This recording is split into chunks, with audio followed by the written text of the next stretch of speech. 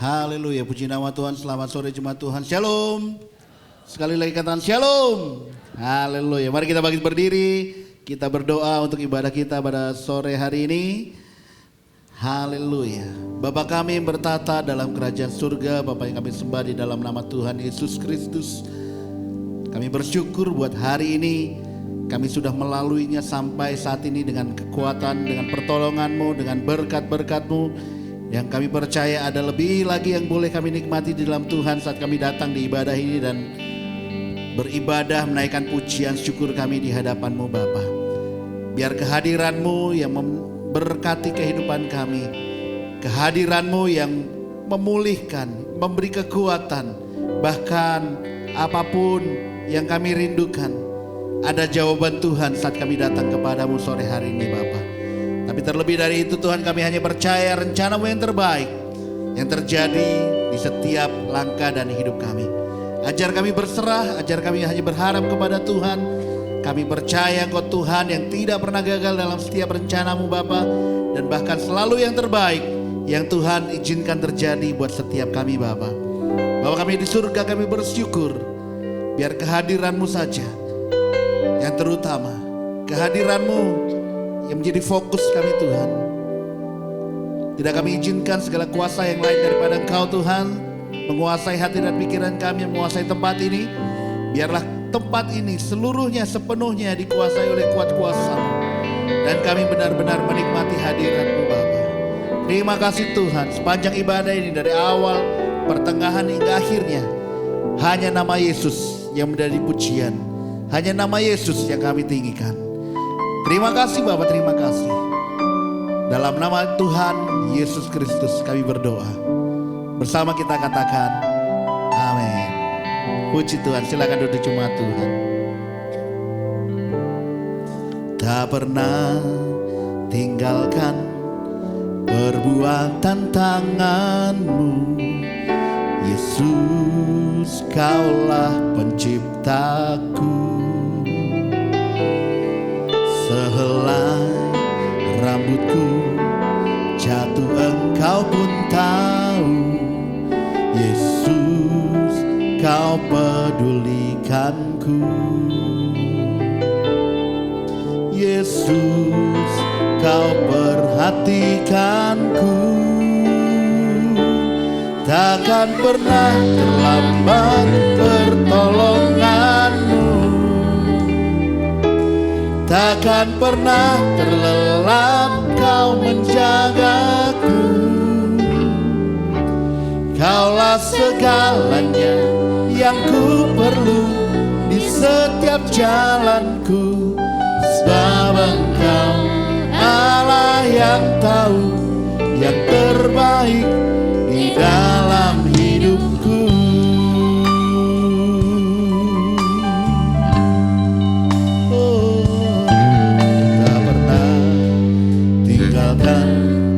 Perbuatan tangan-Mu, Yesus, Kaulah penciptaku.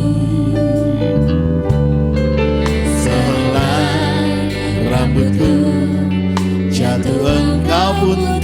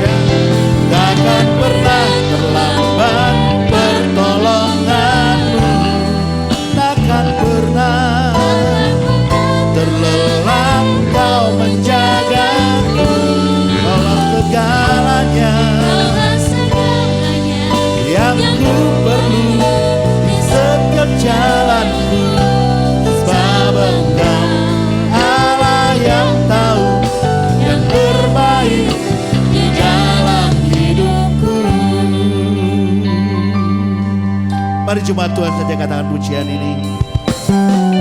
Tak pernah tinggalkan.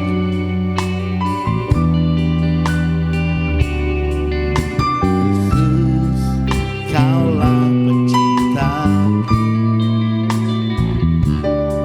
Sehelai rambutku jatuh Engkau pun tahu.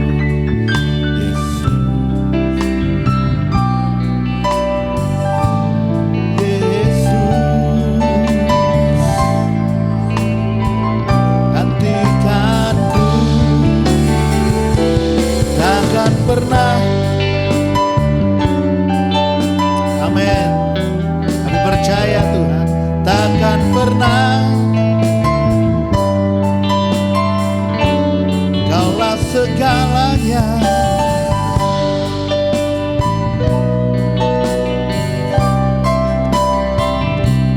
Sebab Engkau Allah yang tahu yang terbaik di dalam hidupku. Takkan pernah terlambat pertolonganmu.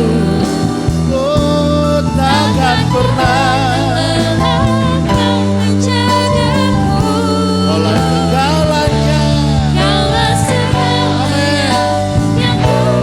Kami perlukan dalam hidup kami. Sebab Engkau Allah yang tahu yang terbaik di dalam hidupku. Oh, takkan pernah pertolonganmu Tuhan.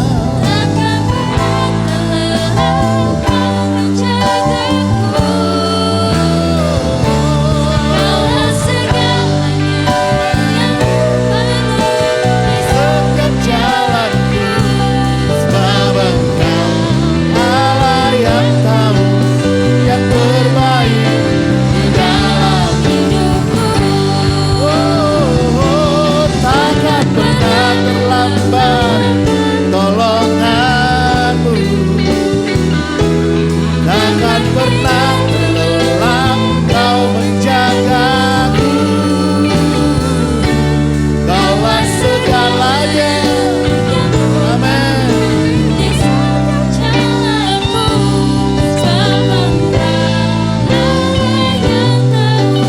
Yang terbaik di dalam hidupku. Takkan pernah terlambat pertolonganmu. Yes, Lord. Takkan pernah.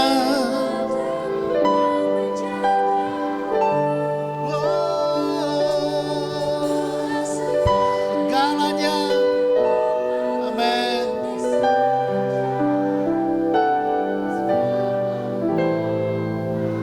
Benar Tuhan, Kau tahu yang terbaik dalam hidup kami. Kami aminkan perkataan ini Tuhan. Oh, takkan pernah. Takkan pernah Tuhan Kau menjagaku. Kaulah segalanya. Amin. Setiap jalanku. Sebab Engkau Allah yang tahu yang terbaik. Mari bangkit berdiri. Katakan, takkan pernah terlambat pertolonganmu Tuhan. Oh, takkan pernah.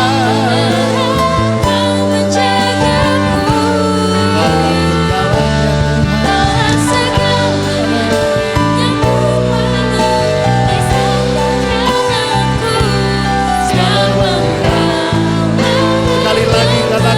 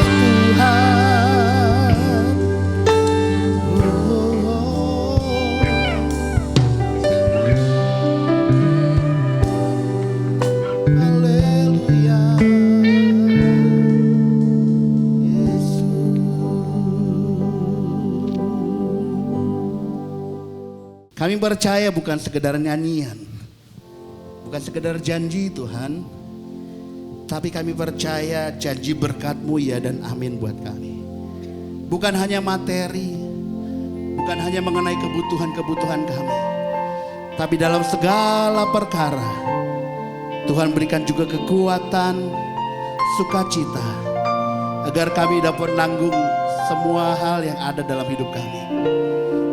Karena yang Tuhan izinkan terjadi pasti mendatangkan kebaikan buat kami. Shalom, apa kabar kita semua hari ini? Senang berjumpa kembali dengan saudara lewat pelayanan YouTube GBI Rem.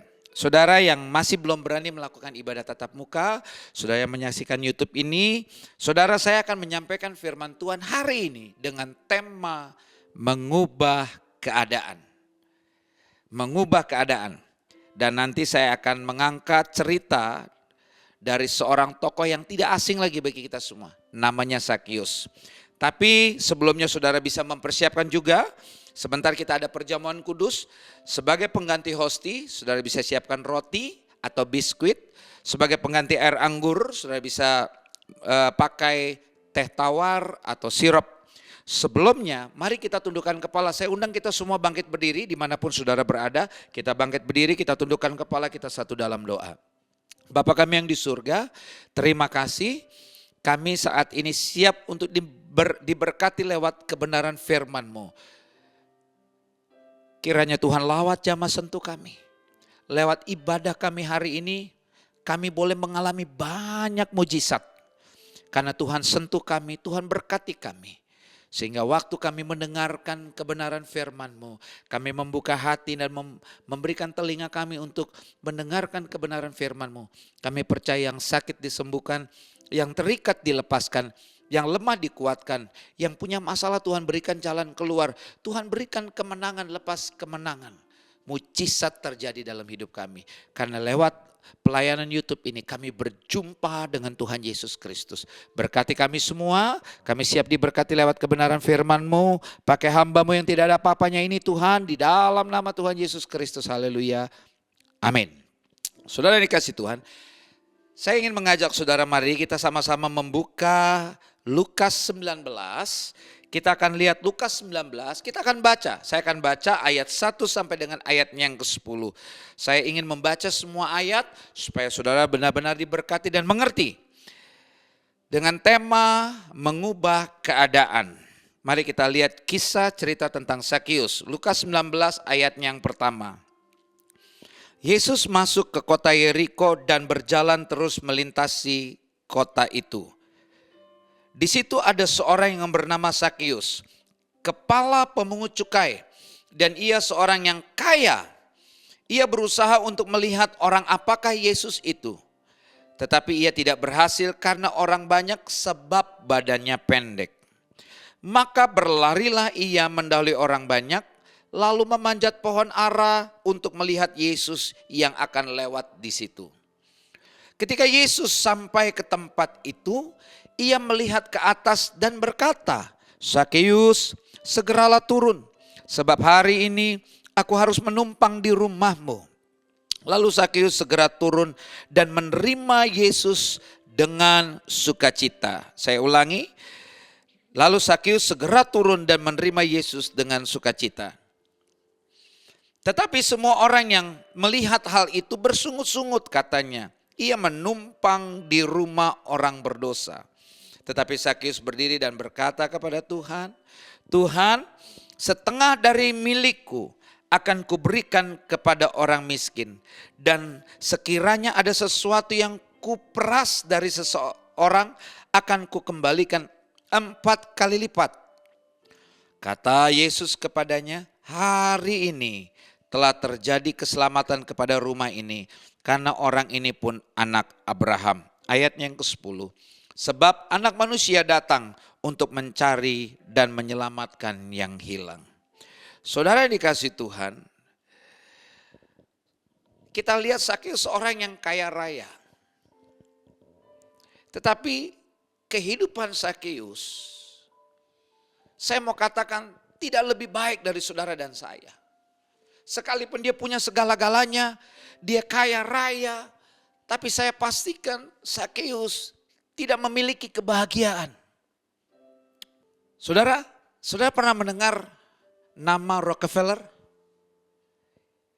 Saya pastikan saudara tahu ya, atau pernah dengar nama Rockefeller. Sejarah mencatat saudara, Rockefeller merupakan salah satu orang terkaya sepanjang sejarah Amerika Serikat.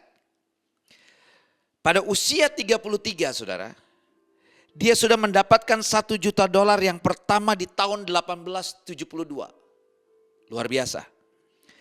Dan pada usia 43, dia sudah menguasai perusahaan terbesar di dunia. Dan pada usia 53 tahun, dia dinobatkan sebagai orang terkaya di dunia. Saudara, kita berpikir bahwa orang sekaya Rockefeller pasti hidupnya bahagia. Ternyata sama seperti apa yang dialami oleh Sakeus. Kita berpikir bahwa kalau kita punya uang sebanyak $1 miliar, kita bisa melakukan apa saja yang kita inginkan. Dan kita bisa menikmati dunia ini. Kita bisa mendapatkan kepuasan.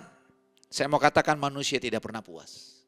Dan dunia tidak akan pernah bisa memberikan kesenangan atau sukacita damai yang abadi.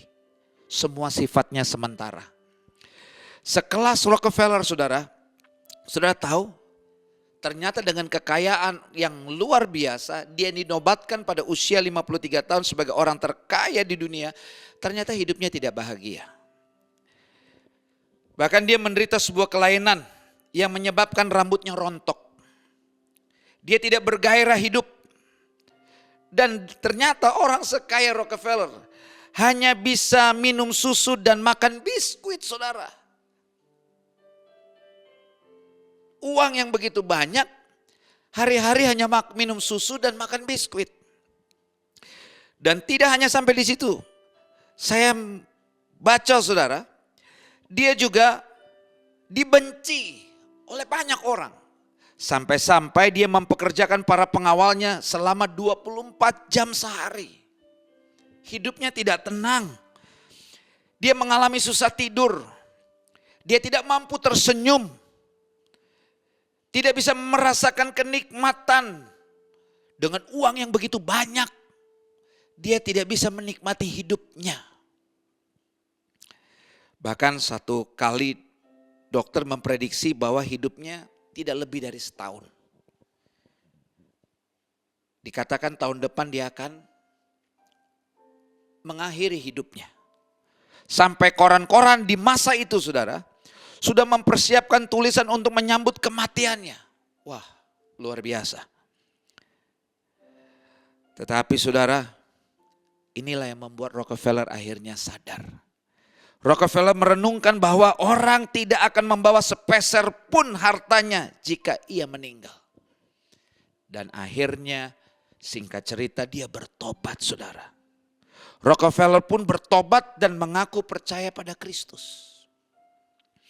Nah, sejak saat itu hidupnya berubah. Ceritanya sama seperti Sakeus. Hidupnya berubah. Dan dia mulai banyak membantu gereja dan orang-orang miskin. Dan bahkan dia mempunyai yayasan ya yang bernama Rockefeller Foundation. Dan yayasan ini salah satu yang membuat kita mengenal itu yang namanya penisilin. Ya, saudara tahu? Dan itu lewat yayasannya. Di mana akhirnya dia membantu banyak orang, jutaan orang. Lewat yayasannya, ya kita tahu ada banyak orang mengalami bantuan, pertolongan. Saudara, tetapi kedua kisah ini ternyata real, nyata. Satu Sakeus yang ditulis dalam Alkitab dan satu lagi seorang yang bernama Rockefeller yang kita semua kenal. Salah satu orang yang kaya di zamannya. Bahkan sampai hari ini namanya pun terkenal sebagai orang yang memiliki kekayaan yang fantastis. Tetapi kedua-duanya tidak bisa bahagia. Orang kaya sekalipun ya, tidak bisa memiliki kebahagiaan. Apalagi kalau kita hidup pas-pasan, kalau kita miskin, kita susah. Hari ini saudara, saya ingin menyampaikan firman Tuhan dengan tema mengubah keadaan. Kemarin kita mengalami masa-masa yang sulit dengan COVID-19. Semua orang dunia digoncang. Perusahaan-perusahaan hebat anjlok, hancur, bangkrut. Dan kita harus melakukan penyesuaian. Kita harus bertahan hidup di masa-masa sulit selama 2 tahun lebih. Tapi mari kita terus berdoa, keadaan semakin membaik.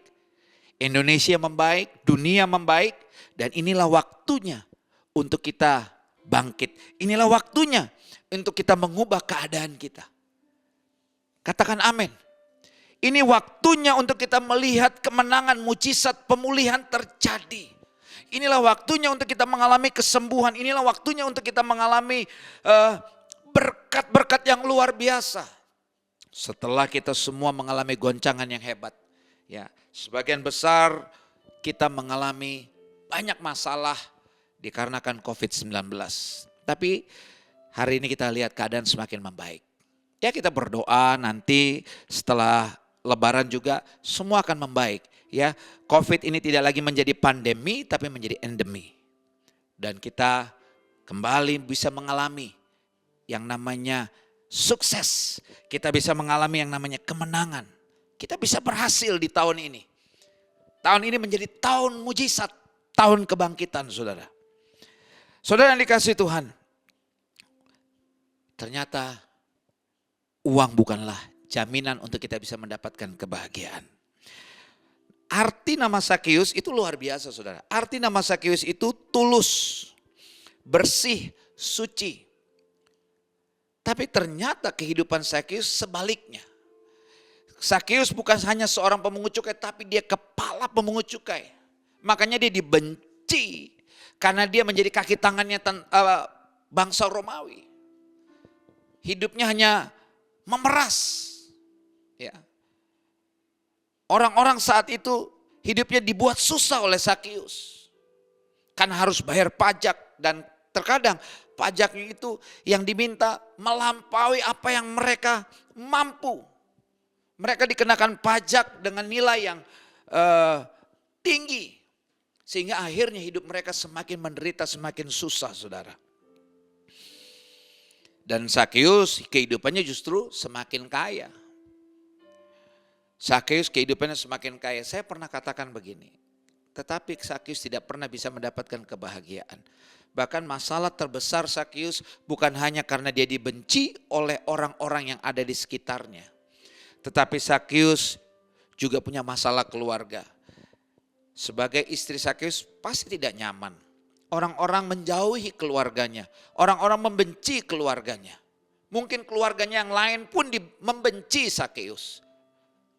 Istrinya dibenci, anaknya dibenci. Dan menjadi istri Sakeus saya percaya bukanlah sesuatu yang nyaman. Menjadi anak Sakeus juga sama saudara. Bukanlah sesuatu yang nyaman. Karena orang-orang menganggap mereka adalah orang berdosa. Mereka mengatakan bahwa Sakeus ini adalah seorang pengkhianat. Karena dia mau bekerja untuk bangsa Romawi. Mengumpulkan pajak. Saudara, Sakeus hidupnya tidak tenang. Sekalipun dia punya segala-galanya. Sama seperti Rockefeller. Ya, mungkin dia sulit untuk tidur. Selalu dihantui ketakutan. Sampai seorang yang kaya, super kaya, menyuruh pengawalnya untuk menjaga dia 1 kali 24 jam. Tidak ada ketenangan, tidak ada damai. Nah hari ini sudah waktunya untuk kita mengalami perubahan. Kita mengubah keadaan kita. Kita mau mengubah keadaan hidup kita. Bagaimana saudara?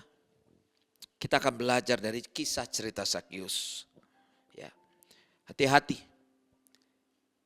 Iblis itu selalu mengetuk pintu kebutuhan kita. apa yang saat ini kita butuhkan, disitulah iblis masuk.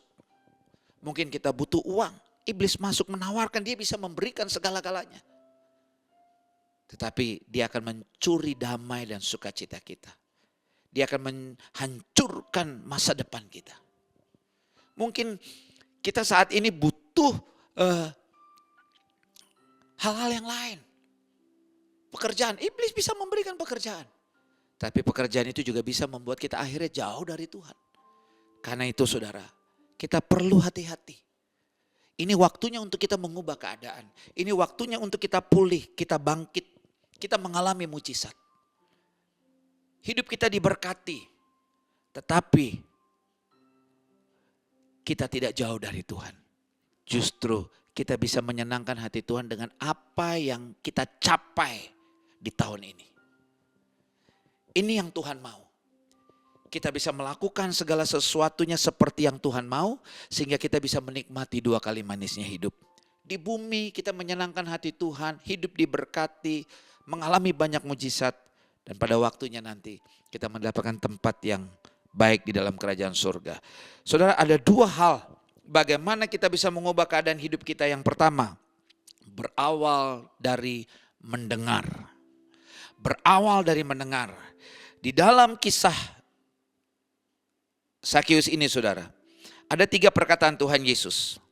Yang pertama, Tuhan Yesus berkata dalam Lukas 19 ayat yang ke-5. Ketika Yesus sampai ke tempat itu, ia melihat ke atas dan berkata, Sakeus, segeralah turun sebab hari ini aku harus menumpang di rumahmu. Ini perkataan Tuhan Yesus yang pertama. Saya mau katakan saudara, yang pertama, dengar-dengaran apapun yang Tuhan katakan, dengan kata lain taat. Dengar apa yang Tuhan katakan dan taat sepenuhnya. Kalau Sakeus tidak mau turun dan akhirnya Tuhan Yesus tidak akan pernah bisa menumpang di rumahnya. Karena kuncinya adalah di saat Sakeus taat dan Tuhan Yesus masuk dan tinggal di rumah Sakeus, disitulah mujizat terjadi. Saat saudara mau taat kepada Tuhan, maka Tuhan Yesus masuk dalam hati saudara. Tuhan Yesus masuk dalam hidup saudara. Tuhan Yesus masuk dalam rumah tangga saudara. Tuhan Yesus masuk dalam usaha, bisnis, pekerjaan, toko saudara. Dan disitulah mujizat terjadi. Ketika saudara mau dengar perkataan Tuhan Yesus hari ini, saudara mau taat, Tuhan Yesus akan masuk dalam seluruh aspek hidup saudara. Dan nanti saudara lihat, disitulah mujizat terjadi. Disitulah kemenangan terjadi. Disitulah pemulihan, kesembuhan terjadi. Ketika Tuhan Yesus masuk. Tetapi untuk bisa Tuhan Yesus masuk, saudara harus taat.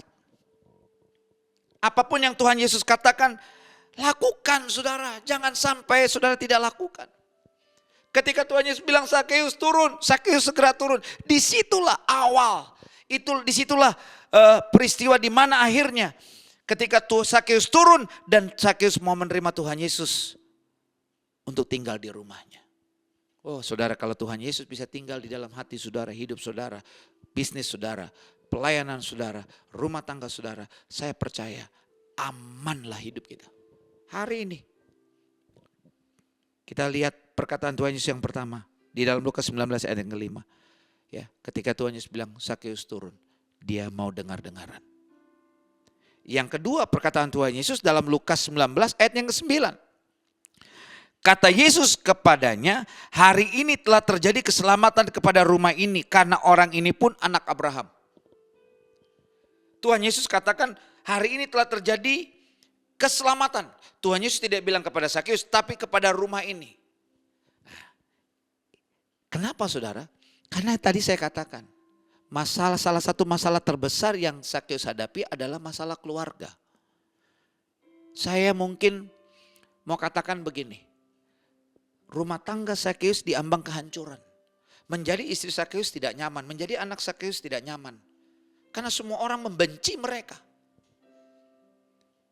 Mungkin sering terjadi keributan di dalam rumah tangga Sakeus. Karena itu Tuhan Yesus bilang, hari ini telah terjadi keselamatan kepada rumah ini. Rumah tangga mereka dipulihkan. Jadi yang kedua, Tuhan mau, ayo Saudara harus percaya bahwa Dia sanggup memulihkan keadaan saudara. Saudara harus percaya bahwa Yesus sanggup melakukan apa saja dalam hidup saudara. Sehingga hidup saudara akan menjadi baik. Saudara pulih, saudara sembuh, saudara bisa bangkit. Saudara harus percaya sepenuhnya kepada Tuhan. Untuk apa saudara hari ini dengar firman Tuhan? Supaya saudara benar-benar percaya bahwa Yesus sanggup mengubah keadaan saudara. Perkataan Tuhan Yesus yang pertama mengajar kita harus taat sepenuhnya kepada Dia. Dengar-dengaran. Yang kedua, kita diingatkan, ingat Yesus sanggup melakukan segala macam mujizat. Dia sanggup pulihkan keadaan saudara. Dia sanggup buat yang tidak mungkin menjadi mungkin. Yang mungkin tadinya istrinya Sakeus sudah mau meninggalkan Sakeus, ingin menceraikan dia, tapi Yesus menolong, memulihkan rumah tangga mereka. Hanya Yesus yang sanggup. Hanya Yesus yang sanggup memulihkan kita. Yang ketiga perkataan Yesus adalah dalam Lukas 19 ayat yang ke-10. Sebab anak manusia datang untuk mencari dan menyelamatkan yang hilang. Jadi apa yang kita pelajari? Yang ketiga dari perkataan Tuhan Yesus. Yang ketiga, keselamatan hanya ada di dalam Yesus. Bukan karena jeripaya kita. Bukan karena hebatnya kita. Bukan karena kuatnya kita. Bukan karena benarnya kita. Tapi karena Dia memang ada untuk menyelamatkan kita. Sakeus yang tadinya hanya ingin melihat Yesus iseng-iseng, ya kita tahu ceritanya, badannya pendek, ya dia berusaha untuk naik untuk melihat Yesus dengan naik ke atas pohon. Tetapi Tuhan Yesus tahu Sakeus membutuhkan pertolongan. Jadi bukan hanya Tuhan Yesus bisa membuat mujizat dalam hidup kita, tapi keselamatan ada di dalam Dia. Karena itu saudara hari ini dengar firman Tuhan. Tuhan minta saudara percaya keselamatan ada hanya di dalam Kristus Yesus. Saudara harus percaya bahwa Yesus sanggup buat mujizat dalam hidup saudara. Tuhan Yesus sanggup pulihkan hidup saudara. Dan kedua, yang ketiga tadi, keselamatan ada di dalam Dia. Yang pertama, saudara harus dengar-dengaran. Dengar-dengaran, apapun yang Tuhan lakukan, Tuhan minta saudara lakukan. Dan Tuhan sanggup buat mujizat, saudara harus percaya. Dan keselamatan hanya ada di dalam Dia, Kristus Yesus. Jadi berawal dari mendengar. Nanti saudara akan lihat hidup saudara akan berubah. Dan yang kedua, yang berikut, apa sih yang membuat keadaan hidup kita berubah? Ketika kita berjumpa secara pribadi. Saudara, ini penting. Kita sebagai orang percaya harus mengalami pengalaman pribadi bersama dengan Dia. Tidak cukup kita jadi orang Kristen yang hanya setia datang beribadah kepada Tuhan. Kita setia nonton YouTube dengar firman Tuhan, tapi kita tidak mempunyai pengalaman pribadi bersama dengan Dia. Kita harus berjumpa secara pribadi. Dari mana kita tahu kalau kita sudah berjumpa secara pribadi dengan Dia, Yesus Kristus? Saudara, ingat. Ketika Sakeus bertemu langsung dengan Yesus, hidup Sakeus berubah. Salah satu aspek buah roh, dengar baik-baik saudara, yaitu kemurahan. Dan ini ditunjukkan oleh Sakeus. Dia menyerahkan separuh hartanya bagi orang-orang miskin. Saya ulangi, kan Sakeus menyerahkan separuh hartanya untuk orang-orang miskin. Standar murah hati menurut tradisi Yahudi adalah menyumbang 20% dari penghasilannya. Tetapi Sakeus memberikan separuhnya, 50%-nya. Dan inilah ciri-ciri orang yang berjumpa dengan Tuhan. Tidak hanya sampai di situ. Sakeus, ingat saudara, Sakeus bahkan berjanji untuk mengembalikan 4 kali lipat. Kalau ada orang-orang yang dia peras, dia kembalikan 4 kali lipat. Saya mau katakan begini sama saudara. Orang yang berjumpa secara pribadi dengan Tuhan Yesus, dia akan melakukan sesuatu atau tindakan yang akan selalu menyentuh hati Tuhan. Orang yang berjumpa secara pribadi dengan Tuhan Yesus, dia akan melakukan segala sesuatu yang menyentuh hati Tuhan. Artinya yang menyenangkan hati Tuhan. Itu orang, ciri-ciri orang yang berjumpa dengan Tuhan. Dia akan menyentuh atau menyenangkan hati Tuhan lewat tindakannya, lewat apa yang dia buat. Hari ini saudara, apakah saudara sudah berjumpa dengan Tuhan? Karena kalau kita berjumpa dengan Tuhan, kita akan melakukan persis seperti apa yang dilakukan oleh Sakeus. Kita akan menyenangkan hati Tuhan dengan tindakan kita. Saat itu kelemahan Sakeus adalah di uang, materi. Tapi ketika dia berjumpa dengan Tuhan, dia siap untuk mengikut Tuhan. Bahkan dia memberikan separohnya kepada orang miskin. Sama seperti apa yang dialami oleh Rockefeller. Dia sadar betul bahwa kekayaan yang dia miliki, harta yang dia miliki, dia tidak akan bawa mati. Sepeser pun tidak. Tapi dia lakukan itu untuk membantu orang lain seperti yang Tuhan mau. Kita mau menabur, membantu pekerjaan Tuhan. Kita mau menolong orang-orang yang membutuhkan pertolongan kita. Saudara yang dikasihi Tuhan, Sakeus akhirnya mampu menyentuh Tuhan dengan tindakannya. Dan inilah yang membuat kehidupan Sakeus itu berubah. Ada dua hal sederhana. Bagaimana hidup Sakeus itu berubah. Bagaimana keadaan saudara berubah. Yang pertama berawal dari mendengar. Ini yang penting. Berawal dari mendengar. Tadi ada 3 hal. Kita harus dengar-dengaran. Apapun yang Tuhan katakan, lakukan dengan setia, taat sepenuhnya. Mungkin Tuhan suruh kita mengampuni, mungkin Tuhan suruh kita memberi, mungkin Tuhan suruh kita membawa persembahan persepuluhan kita, bawa persembahan sulung kita. Mungkin Tuhan suruh kita melayani, mungkin Tuhan suruh kita banyak berdoa, mungkin Tuhan suruh kita setia beribadah. Jangan tinggalkan ibadah-ibadahmu. Mungkin Tuhan suruh kita berbagi kasih, hidup dalam kasih. Lakukan semua itu dengan setia. Yang kedua, percayalah Tuhan sanggup buat mujizat dalam hidup saudara. Tidak ada perkara yang mustahil. Dan yang ketiga, ingat, keselamatan hanya ada di dalam Dia. Saudara harus percaya itu. Karena itu jangan pernah tinggalkan Tuhan. Sekali Yesus tetap Yesus. Yang pertama, berawal dari mendengar. Yang kedua, berjumpa secara pribadi. Dan orang yang berjumpa secara pribadi saudara, pasti tindak lakunya akan selalu menyentuh hati Tuhan. Selalu membuat Tuhan itu senang. Itu ciri-ciri orang yang berjumpa secara pribadi dengan Dia. Saya tidak panjangkan firman Tuhan hari ini. Tapi saya mau mengajak kita semua. Ayo, biarlah di tahun ini kita mau mengubah keadaan kita. Jangan takut dengan kondisi kita saat ini. Dengan keadaan yang ada di sekitar kita. Jangan saudara khawatir. Selama saudara mau dengar Tuhan, saudara akan mengalami mujizat. Tidak hanya di situ, saudara akan selamat. Bukan hanya di situ, hidup saudara akan jadi berkat. Kenapa? Karena saudara tahu untuk apa saudara ditolong, untuk apa saudara diberkati, untuk memberkati orang lain, untuk menolong orang lain. Ayo, ini waktunya inilah menjadi tahun di mana Tuhan mau pakai hidup saudara. Tuhan mau pakai kita menjadi terang, jadi garam, jadi berkat. Tuhan Yesus memberkati. Mari kita tundukkan kepala untuk firman Tuhan dan siapkan hati untuk terima perjamuan kudus. Bapa, terima kasih untuk firman-Mu yang telah mengajar kami bagaimana hidup kami bisa berubah. Hidup kami berubah karena kami mau dengar-dengaran. Hidup kami berubah karena kami mengalami perjumpaan secara pribadi dengan Engkau ya Tuhan Yesus. Sehingga akhirnya hidup kami selalu jadi berkat, jadi terang. Terima kasih untuk firman-Mu.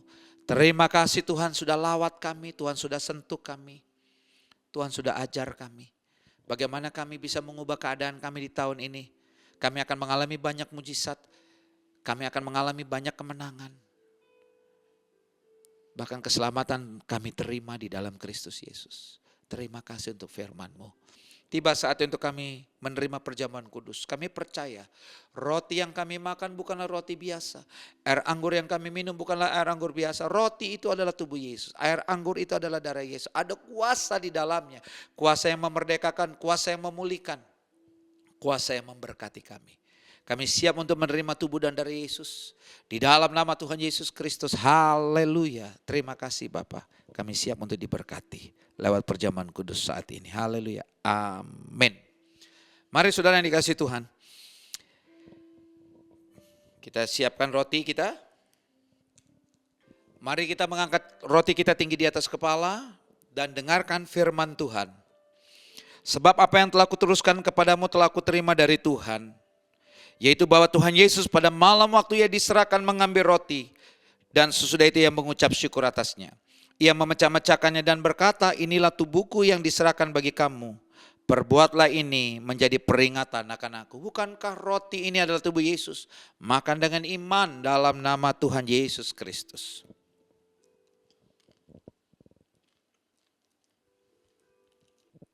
Mari kita angkat cawan tinggi di atas kepala saudara. Dengarkan firman Tuhan. Demikian juga ia mengambil cawan sudah makan lalu berkata, cawan ini adalah perjanjian baru yang dimateraikan oleh darahku. Perbuatlah ini setiap kali kamu meminumnya menjadi peringatan akan aku. Bukankah cawan ini adalah darah Yesus? Minum dengan iman di dalam nama Tuhan Yesus Kristus. Haleluya.